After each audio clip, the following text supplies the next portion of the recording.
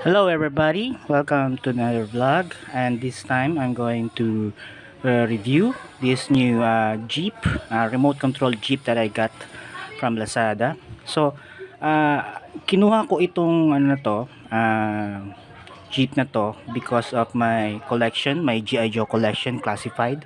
6 inches siya, so bali napakaganda ang scale niya.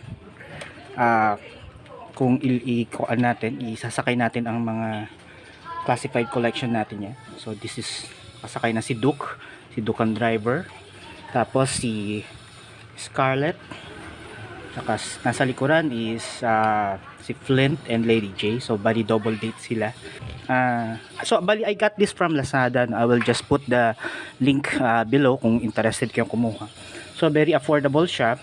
So it comes with a battery, itong mismong remote control car. So and then meron siyang remote control na kasama, which is this one.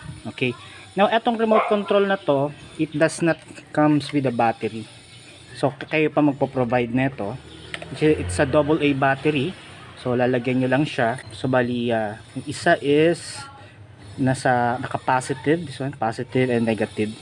Kasi kanina nung tinry ko both nakatayo sila na naka-positive, so hindi siya gumana. So make sure that this one is positive, negative. So may sign naman siya dito. So yan. And then this also comes with a charger, a USB charger. This one, this is charger niya. So before nyo patakbuhin ito, you have to make sure na i-charge nyo siya. Okay, it does not comes with the actual adapter na ipa-plug sa ano. So bali I have meron naman akong extra, which is this one. So pinilag na lang siya.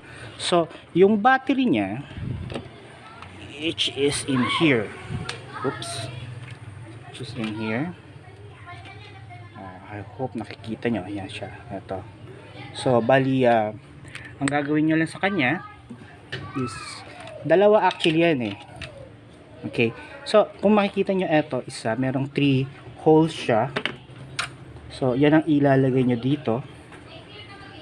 Okay, so ipa-plug nyo siyang ganon. Yan. And then you can now charge it. So bali ganon lang siya. And then kapag na fully charged nyo na siya, pwede nyo nang tanggalin to. And then you have to plug these two together para gumana siya. Okay, so baba nyo na lang to. Okay, by the way, itong windshield pala nabababa kung gusto nyo ibaba siya. And then dito sa ilalim meron siyang power button dito, on and off.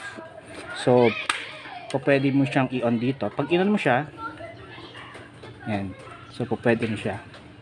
And then etong ngayon, merong on and off. Yan. So from here, ipipress nyo lang siya, patakbo na. And then yung ngayon, yung wheels, so kokontrol nyo din siya. So bali ganun lang kadali.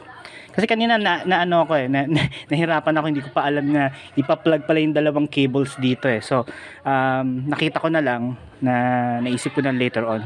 So siguro kung meron mga ibang bibili diyan na na hindi pa kabisado to, so I just made this vlog for